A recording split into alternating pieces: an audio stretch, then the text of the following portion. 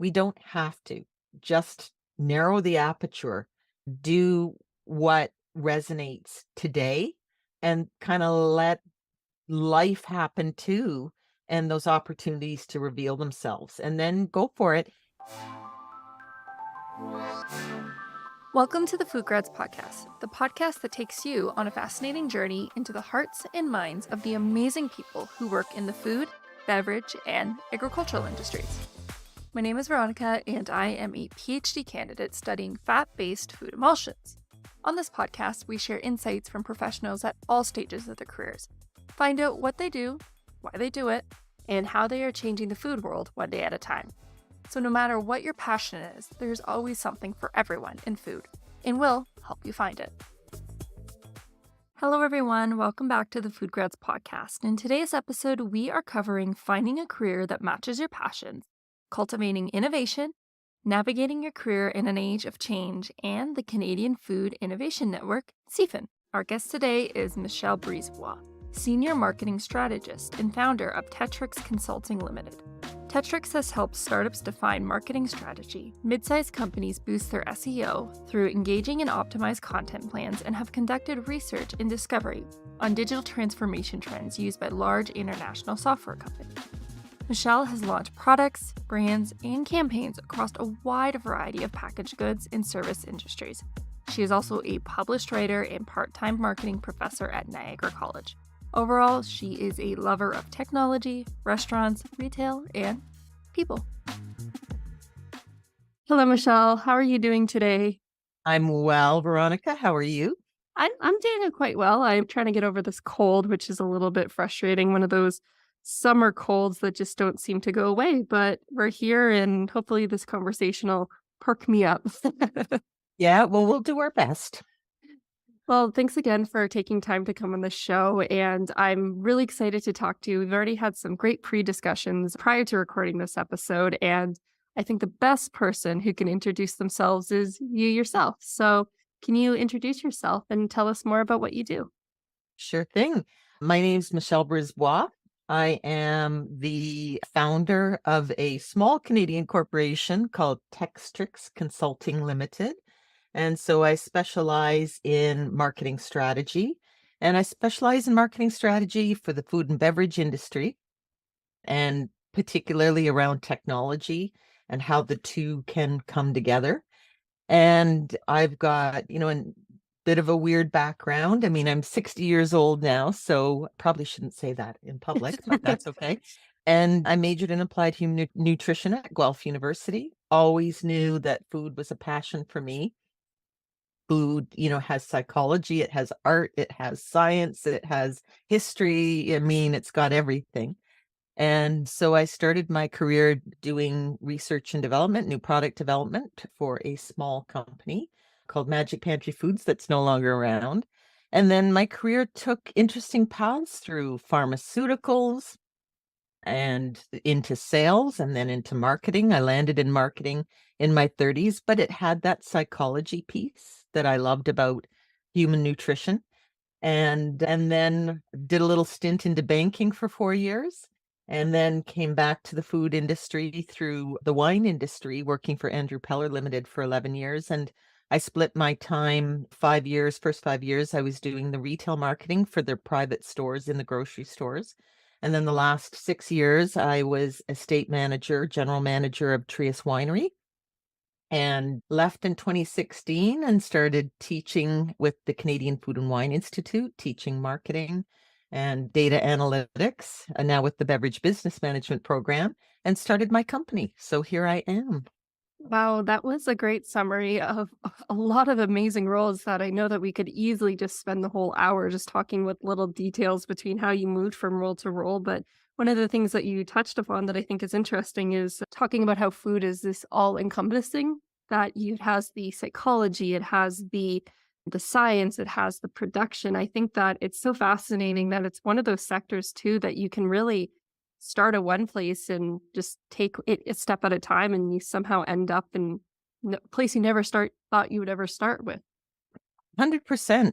Yeah, I've heard a few times lately people say, oh, new grads aren't considering the food industry sexy. And I just want to fall off my chair when I hear that because it's like, who doesn't like food? And so, if people don't start finding it sexy, we're all in trouble. We need a food industry, clearly.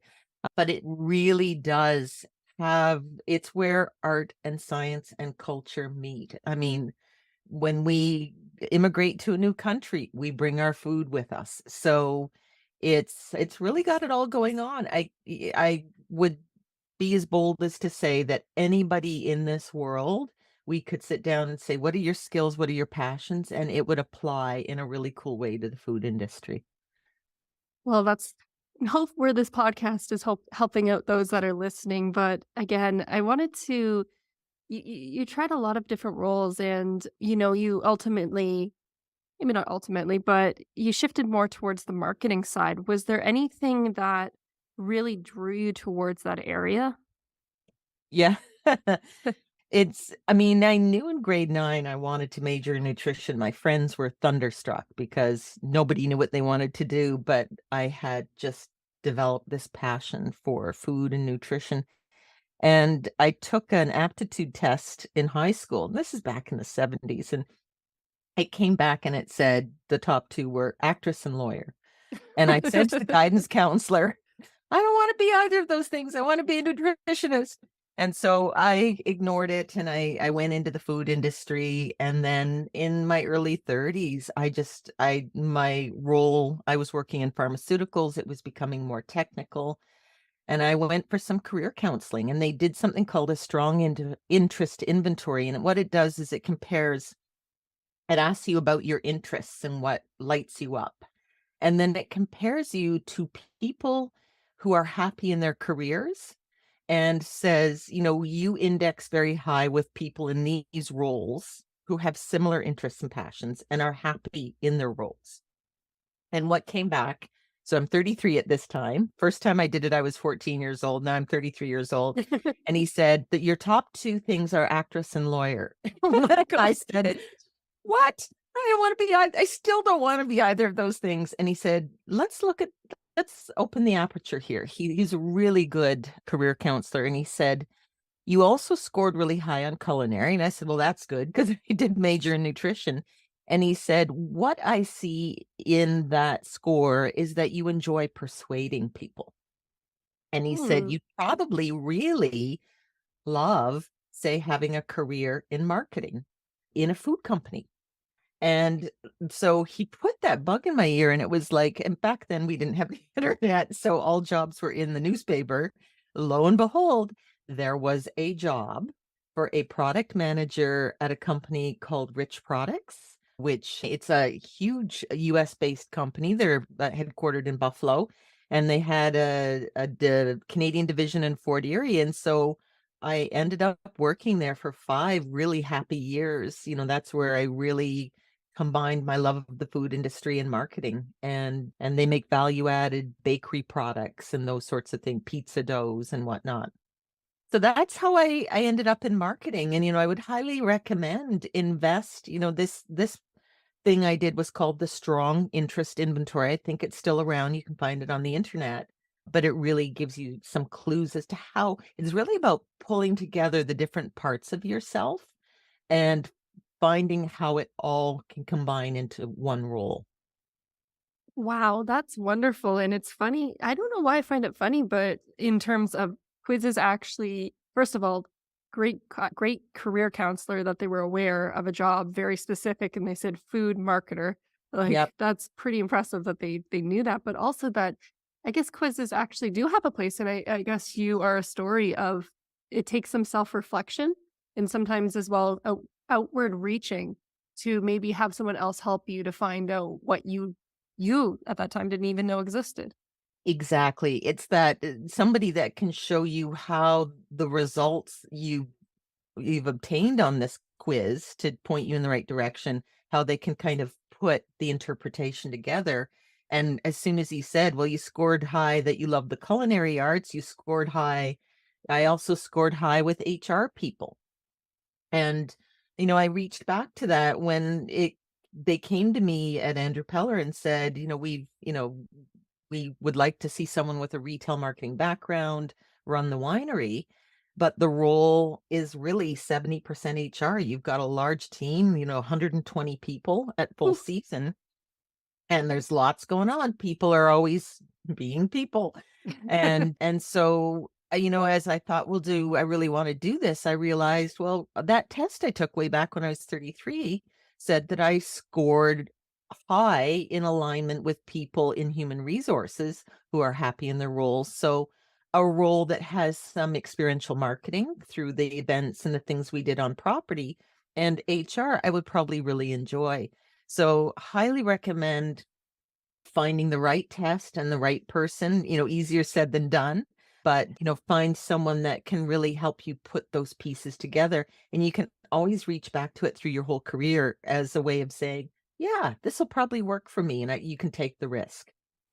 It's really interesting. Maybe I should check it out, see if I'm actually following in the path of what I have a more Yeah. aptitude for. I'd be curious because the more I do careers and I write career profiles for food grads, and I've written over like 100 jobs, and I just keep going like, wow, I never even knew this existed. Like a food Yeah. patent attorney, like that you need to have a bachelor's degree in science, and like it And yeah, amazes and me. be an attorney. Yeah, 100%. Yeah, there's I think the key to success now, one of the best pieces of advice I got when I started my business was niche down.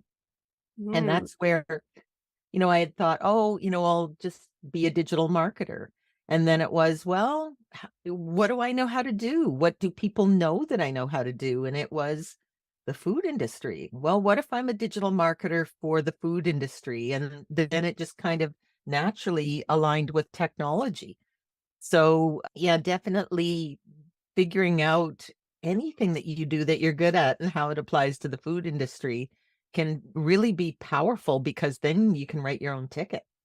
That's true. There's a automatically just by introducing the word food industry, you can really niche down on focusing on the skills because that's always been something that I've always thought too. That it's like if I stick with the food industry, it really can give me a lot of focus. And through all these conversations, I realize you can move around and such, and you can really apply if like you did. You had the research and development side, and I bet those skills have come in handy once in a while because you've seen that whole picture of start to finish where a product does. And I know that marketing works very hand in hand with R&D, so I can see that also being a compliment. Well, you touched on exactly nice segue to what I was going to say about that. When after I had the career counseling, because I had been a key account manager at a pharmaceutical company, and here's this marketing role at a food company. Now, this is 1995, so middle of a pretty serious recession. And they had the luxury of saying, well, we want to hire someone who's been a marketer at a food company. And the way I wormed my way into the role was to say, well, I see from the job description that this role has to essentially be the bridge between the key account managers and the R&D team.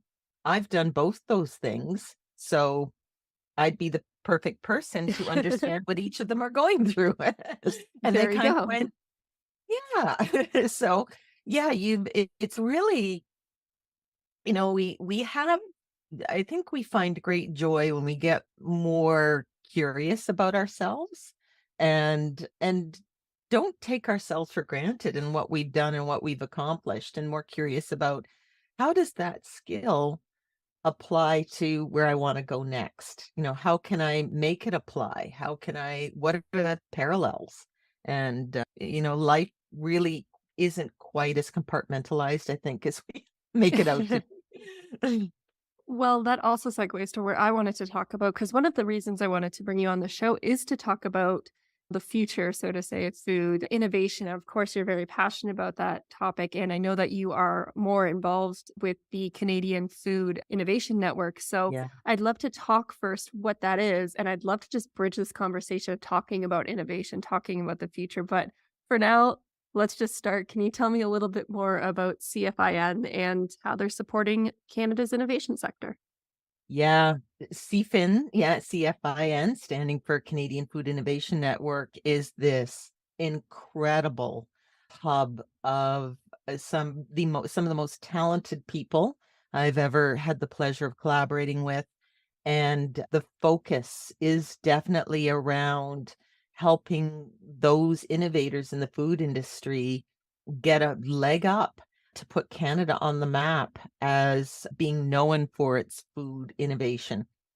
I mean, we're blessed in this country with so many acres and acres of land, and we are, we supply the world. We're known for supplying the world with food, and we have some pretty strong chops in terms of technology. We're nothing to sneeze at in that respect. So combining the two is what CFIN's all about, and bringing those elements together.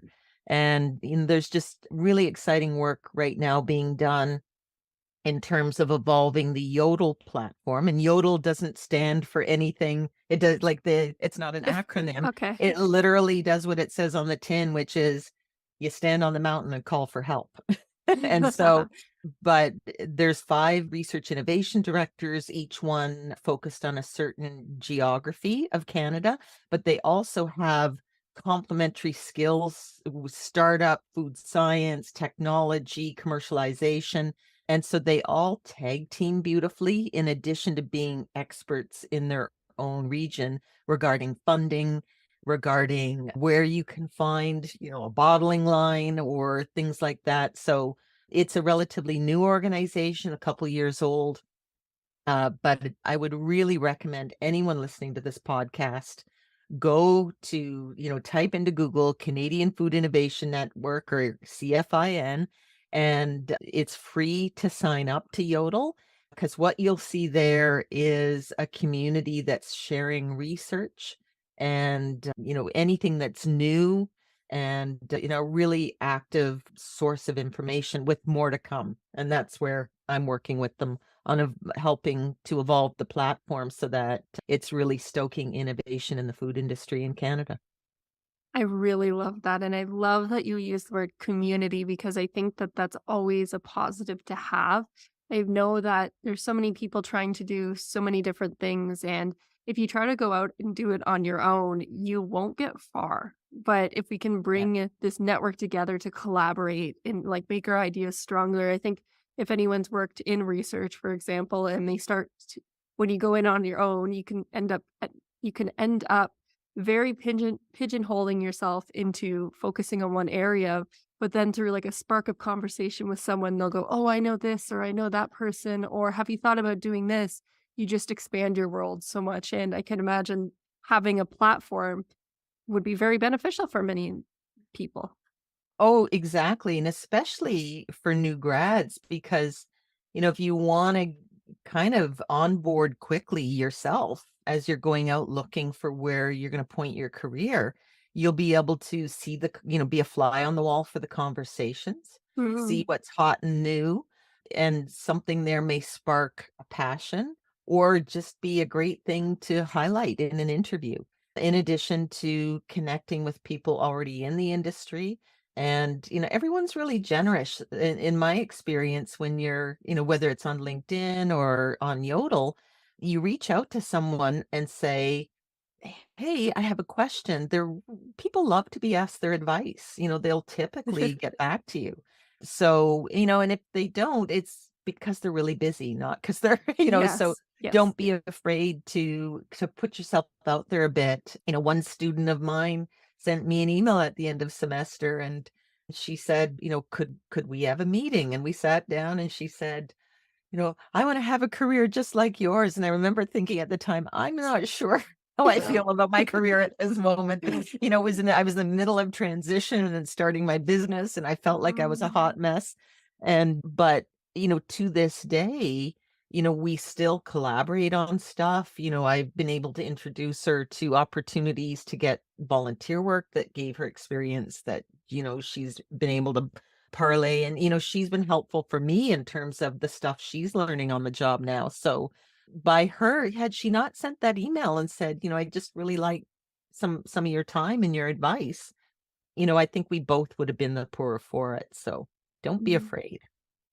Well, that also was making me think about just the idea of innovation because we keep on throwing that word around today. We say innovation. I mean, what is innovation? I mean, I think a lot of us think of it as just technology. Technology automatically means innovation, but I don't think that's necessarily the best definition. How do you go about using that phrase? I've actually thought a lot about this. I think I might even have it on my website a little bit, but I believe that innovation is creativity manifest on the physical plane. Hmm. So Okay. creativity is the idea, it's the concept, and innovation is actually implementing it in I a new like way. that. Yeah. I like And that. so, I thought a lot about how does, and I'll be honest, where this struggle came from was in terms of me defining my business, and the marketing role is an interesting one because it tends to in some cultures fall into the, oh, you're the cloud shuffling airheads that put the pretty posters up, and so there can be this dismissiveness sometimes that comes regarding the creative process. And so, I started using the word innovation more to describe my services because it's less scary to the suits than the word creativity. But I think they're very much intertwined, and I think one is the spark and the other's the flame, if that makes sense. No, that's a really good way of thinking about it, and I'm just thinking about how maybe college programs are different, or maybe it's the programs that I think of, but I feel like school, unfortunately, might not lend itself well to really help foster that creativity because you go to school, you take your standardized tests, you might do a group project, which maybe you get to show your creativity there, but it's a very structured way of looking at it, and I can imagine that I think I've heard this that a lot of students also struggle a little bit when they graduate because they're not used to losing the embrace of a structure from school and Yeah. then being open to that. And I guess maybe this is a left field question for you, but what would you say? Like, how does a student even first demonstrate that they have creativity? And two, like, where do they even go to even start promoting this innovation mindset if they maybe don't necessarily want to be an entrepreneur, but maybe they do? I don't know. Like, like how do students start to stoke the flame? Yes. Yeah, that's a great question. One of the projects I did, because I don't always do projects for the food industry, it was for the District School Board of Niagara here, and they wanted help in raising awareness for their arts programs. Because what they found is in grade 9, everyone had to take an arts credit, and this particular school was in an affluent area, and everybody wanted their kid to be a doctor or lawyer. So all the parents were saying, like, drop the arts credit after grade 9. You've, fulfilled your mandatory requirement, and take an extra math. And so again, this is a traditional sort of, and it's another thing that really, frosts my cookies, as my friend used to say, is, this diminishing of the creative process as something that's lesser than, or, this is where we get the term the starving artist. And so in doing research to come up with a strategy for that project, there's, we've all heard of STEM, science, technology, engineering, math, but it's really about STEAM, science, technology, engineering, arts, and math. So, when you look at, again, it goes back to our earlier conversation with transferable skills. So, think about the things you have to do if you're creating a painting. You have to, space, effective use of the space, time management. And you could go on and on and on, never mind the color theory, bringing a creative concept into physical manifestation, all of those things. So to answer your question, I think I agree with you 100% that school tends to be in the business of giving people what they think they want and to go out and get jobs. And we as a society still treat the creative process like something that we don't we recognize we need it, but it's always a little bit, ridiculed. And so we need to look at it in terms of STEAM and how arts is part of that balanced diet Mm. to expand other ways of thinking that allow you then to come back to a problem and see the solution that you didn't see before. So I would say to all students, typically all of us, I occasionally meet people that will say, "Oh, I'm not creative." And then I'll turn around and said, somebody who reported to me, she kept saying, "I'm not creative." And I would say, "Yeah, you just totally revamped the scheduling system for the team. Like that's creativity. Creativity isn't always about a painting or, something classically creative. Creative thinking is about saying, what am I missing here? What if? Or, reaching out and saying to someone, can we go for a glass of wine and kick this around and think of a new way of doing it? It's being open to the ahas that drop in and, seeing something and figuring out how it might apply to something else, making connections. That's really what creativity is the ability to connect disparate things together. I did not think that that answer was gonna go there, but I like it. I like it, and I love how thank you for closing it with, like, a good tangible example because it reminds me I was just listening to a podcast this morning about the art of thinking. And what you're saying reminds me that they were arguing that we in today's society, we don't spend enough time thinking, just good hard thinking, like, just taking a walk and thinking about problems and all that, and it almost feels like that goes hand in hand with what you were saying with creativity is about thinking about new ways to see something.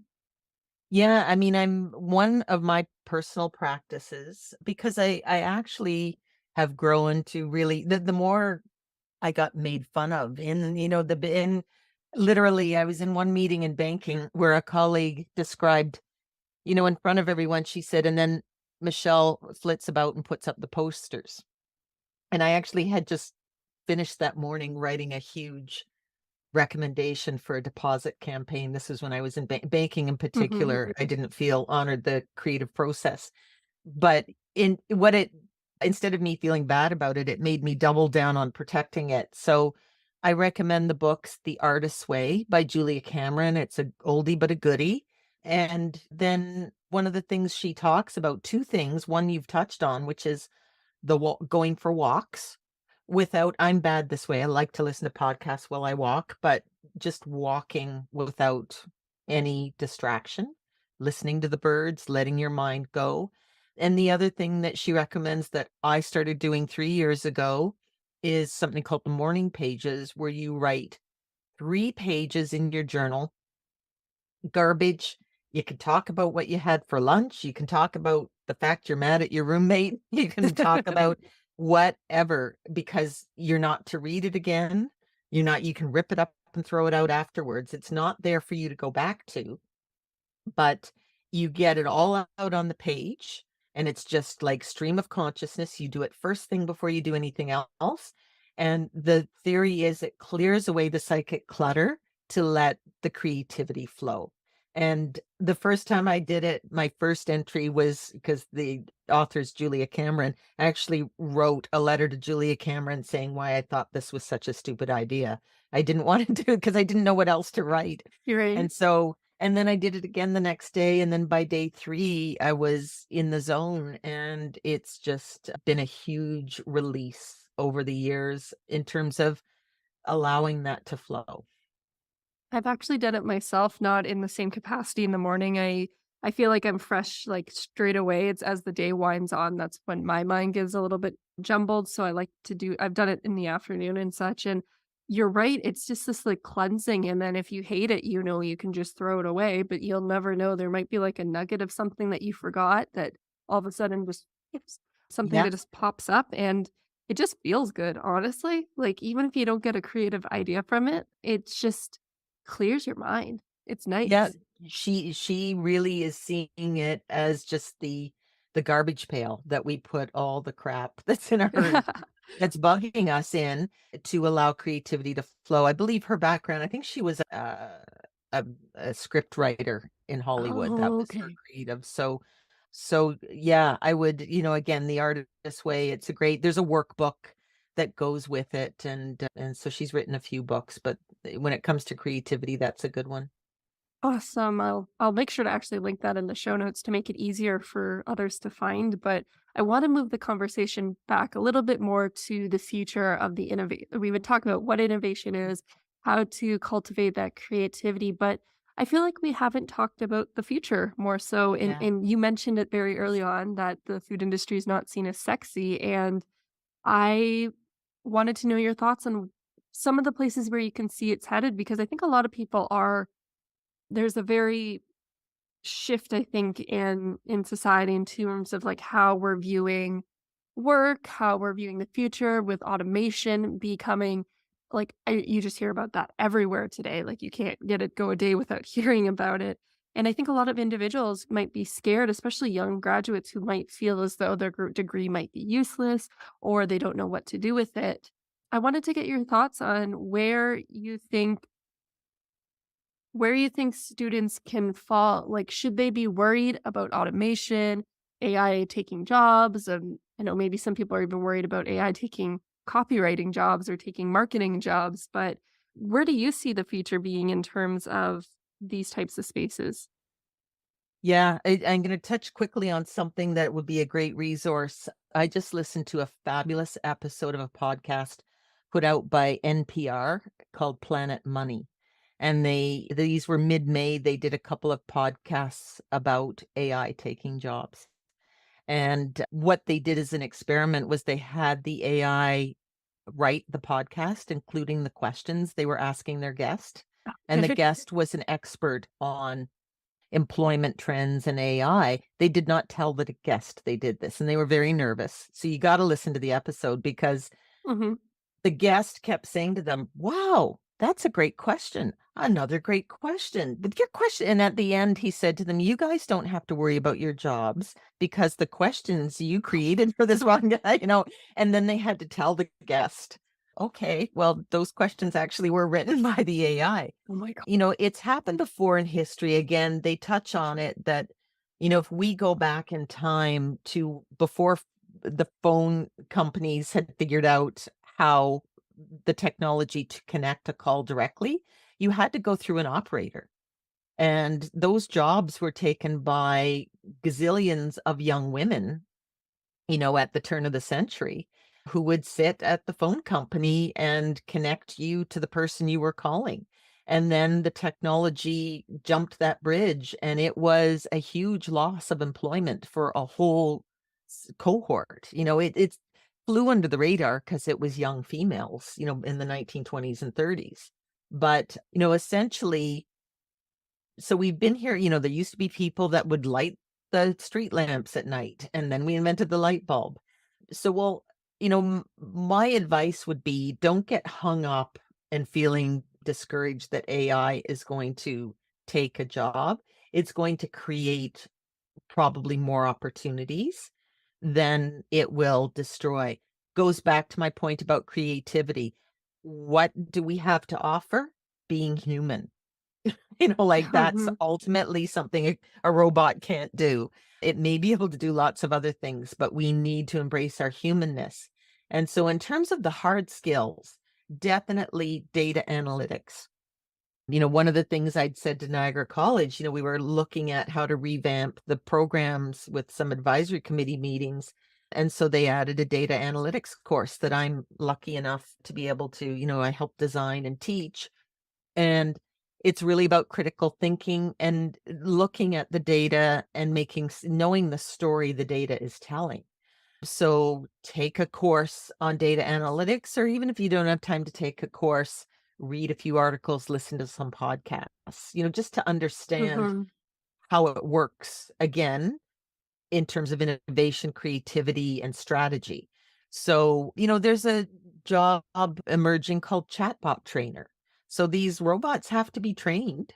And so, there's all kinds of things that are going to evolve. So I would say, the hard skills include strategic thinking, critical thinking, data analytics, or, all the classics, organizational skills. And To go back to your point about the food, food industry not being appealing, part of the challenge that the industry has is that many of the jobs punch above their weight in terms of the hours you got to put in. And I'm talking about things like farming, things like hospitality. And so the hours are unusual, often long, and we are, at a time in history right now where people are quiet quitting and saying, yeah, I'm not signing up for 60 hours a week. I want to do my 9 to 5, Monday to Friday. And that's a challenge for the industry. So, my advice, like the old saying goes, do something you love, you'll never work a day in your life because it doesn't feel like work. So, you aren't sitting there saying, oh, I've put in 60 hours. You're saying, I just spent the week doing something I love. So those are, a few of the things that I would see as far as we're in uncharted territory. So That's true. future predicting is a little tricky, but we don't need people to crunch the data. We need people to understand which data is important and how it will inform decision making going forward. Well, it's a little scary hearing about I do actually it's funny that you bring up the phone operators because for some reason that's always the first one that I think about. Like the little things that you don't realize. I was even in the train this morning and I was like, no one uses how many people have actual GPSs in their car? Yeah, Everyone used to use everyone first of all, just that little transitionary period between cars to having GPSs in your car, which was crazy to now just using your phone. Like yeah, your phone has amazing capabilities and softwares, and there's always jobs being created. But I think with me, I always struggle. I know you can't do future predicting, but it's hard to, and jobs will come and go. But one of the things I'm always thinking about is like, how do you focus on developing yourself to be able to transition to another role. So you mentioned about data analytics. Well, there's a lot of different choices you could choose for data, but I guess it's like, how do you choose if it's good to start an endeavor to start learning these skills, so to say? That's something I've been considering a lot. yeah. And so again, if you asked yourself the question, if I could go back to my younger self, what would I say, to knowing what I know now? And, I would say we tend to get too far ahead of ourselves. Like we want to map everything out. I want to have my career mapped out. And I think that what I've learned is that the secret is to just take the next logical step and to leave a room in your life for surprises, for that chance meeting, for that, when I was looking at rebooting my career after I left the winery, it was a former editor of mine because I've done some freelance writing with Canadian Pizza Magazine, Canadian Vending Magazine, and he mentioned in one of our little messaging on LinkedIn that he was taking this digital marketing course at McMaster, and it's all remote and it's kind of you can do it part-time. And so, that kind of fell into my lap. And I said, well, while I'm figuring it out, I'm just going to take this course. And that was just the next logical step that then led to the next and the next and the next. And so instead of thinking about where do I want to be in 10 steps, what's the next logical step? What interests me now? And, look for people that are doing that already and interview. People are a great resource. Like, hey, I'm thinking that what you're doing might be what I want to do. Can I talk to you about it? What do you like? What do you don't like? What would if you could tell me to get one skill, what would it be? And, just you see someone that's living the life you want, don't get jealous. Find out how they did it. I like that. Oh, we're going to steal that quote.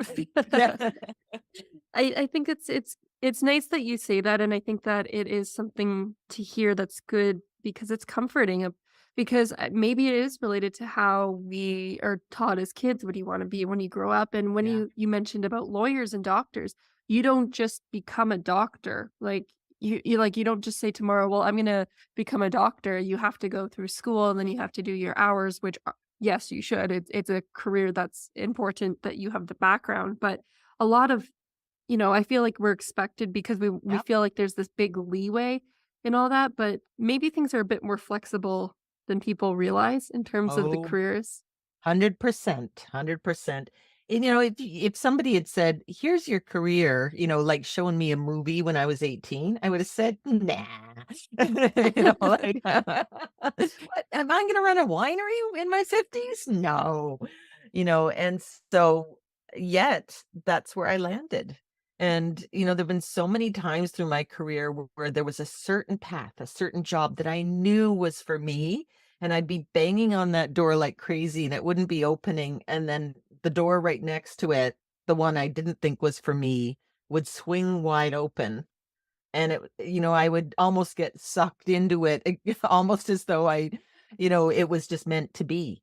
And so always, it sounds like, everything our grandmothers told us, one door opens, another closes. Yeah. Or one door closes, another opens. I think it's really your path, it reveals itself one step at a time. And, if you just kind of inch your way and try not, I think this is where a lot of our struggles with mental health come from. Like we're looking at everything and trying to cope with it all. We don't have to. Just narrow the aperture, do what resonates today, and kind of let life happen too, and those opportunities to reveal themselves, and then go for it. And if it's not the right path, like, there have been paths I've taken that definitely weren't meant for me long term. They might have even been really, really difficult. I don't regret one of them because I always walked away stronger and better, and and have learned things, met great people, and learned things about myself. So you really can't get it wrong. I think that also shows that it's always good to have self-reflection on yourself, and I think you mentioned mental health, and I think with social media, although it can be a great tool, if you go on and use Yodel even, I guess it's kinda like it wouldn't be social media, but it's an online platform and it can bring people together, but when you get so inundated with so many different opinions and such, it can make you self-conscious and feel like you're missing out on something, and, you know, Yeah. if you just bring your world in a little bit, you don't have to solve everything, you don't have to be everything. Just find what, work on yourself little by little, and if you reflect on yourself, it can be less overwhelming too if you're trying to be everything else. Yeah, never compare your behind the scenes mess with someone else's highlight reel. And, just what you said was exactly the way it works, is that, it's just about, inching your way. And, life is meant to be a marathon, not a sprint. So I think your generation for sure has had to deal with getting pigeonholed at a much younger age than my generation was. I mean, we were still, people joke about the 70s parents, like our parents. Mine weren't, but, the stereotypical was, like, sitting in their bathrobe sipping martinis while their kids were playing on the highway. Like, we were really not fussed over that much, and it was kinda like, "Oh, you'll be okay." In some cases, it's like, maybe so and so could have used a little more, support, but they kinda just turned us, and we are the largest cohort in history, so the competition for jobs was horrid. And, you constantly were losing your job because they would downsize because they knew they could find a whole bunch more baby boomers when the time came. And Mm. so, a much more volatile work experience, with, it's depending on where you land in the baby boom, and I'm at the tail end. But the one thing we didn't have to contend with was this someone leaning over us when we're like 13 years old saying, "Do you want to go to university or college? What do you want to do?" And that's BS, quite frankly. It's like, we got to stop that, because I can assure you, I know tons of people who are in their 50s and 60s who still don't know what they want to be when they grow up. So, Really? like, you know, and so if you're looking around thinking everybody else has it figured out, I can assure you they do not. Do not Good worry. to know. Good to know. Well, I think that's actually a good place to stop there, Michelle. I think I want to end on that positive comfort note to know that not even the people like looking at you, I'm like, she's so successful. Look at all she's done. She's had this career and all these types of things that, you can reinvent yourself. You don't need to know 10 years into the future. If you want to be a doctor, okay, maybe you do need to know 10 years. But for a lot of the other places in the sector, at least food, there's something for everyone. And I think that you've highlighted that the space is going to change, but no one can predict where it's going to go. And really just looking at the next steps is really what you need to do. Yeah, and it is a great industry to focus on because we always need food. So, That's for sure. security is pretty good if I can put a plug in for the good old food industry and leave it at that. Well, thank you so much, Michelle, for coming on the show. I really enjoyed this conversation, and I'm I excited to also share CFIN's platform with everyone. I think that's going to be Yeah, really please, everybody great. join. Yes, we want new blood. We want the students and the emerging talent. So, connect me on LinkedIn, on Yodel. I love to connect with people and just put in a note saying you heard the podcast and all good. Wonderful. Well, thank you so much, Michelle. Yeah. Thank you, Veronica. Take care. Thank you everyone so much for listening to episode 73 of the FoodGrads podcast. All the notes to this podcast can be found by clicking on the FoodGrads website and clicking on the Student and Grads tab. If you are listening to this podcast on Spotify, now you can directly interact with us. Spotify has just introduced a feature where you can respond to question and answers about each podcast episode. I have included it in all of our podcast episodes, so drop a hi if you're listening. If you are on another podcast service, then I am sorry they don't have this feature, but that doesn't mean that you can't reach us. Reach out to us on any of our social media platforms. I swear I'll get the message somehow. And hopefully Apple rolls out this feature out in the future. Innovation. It's become a bit of a buzzword, and it has become synonymous with technology, eh? You don't use the word creative, but use the word innovative because it just has a different meaning to it. It's funny how we're in this age of instantaneous communication. I mean, you can pretty much contact anyone at any time. And at the same time, it's made us feel even more disconnected. I don't know how that works, and I'm not going to try to figure it out, but instead of focusing on the scary aspects of the future, maybe if we just focus on collaborating with each other, that's the true way of going about. I mean, the future is uncertain. And like Michelle had said, the best thing you can really do is just focus on what's in front of you in the next few steps. Whether it's focusing on doing really well in your courses, networking like crazy, and just getting good at what you do now, that's really all you can do. It's just about trying so your next few steps will appear to you. Just focus on the things you're sure, then go from there. When I'm worried about the future, I know this is going to sound so cheesy, but sometimes it gives me a little bit of comfort when I think, instead of thinking about how scary the future can be because it's so uncertain, I sometimes like to tell myself that my future is so bright, I can't even see it. So I'm sure that yours is too. Anyways, that's it for this week's episode. Thank you everyone so much for listening, and I will see you next time.